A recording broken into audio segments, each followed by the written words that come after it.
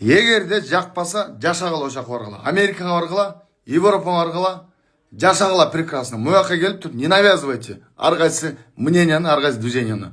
Қырғыз жашынаққа жашаған аялдарды сыйлайбыз, көкөлөтөбүз, эне бейш эненин таман астына деген от ушундан эле мына түшүнсөңөр болот да.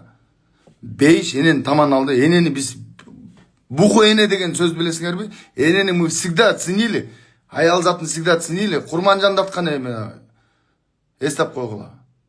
Мы всегда ценили. Мен кечирип койгула, мен трезв болсом айтпай болдум. Бираз бүгүн просто меня бесит. Не надо усердствовать. Грань знайте. Кечирип койгула. Мне не нужна.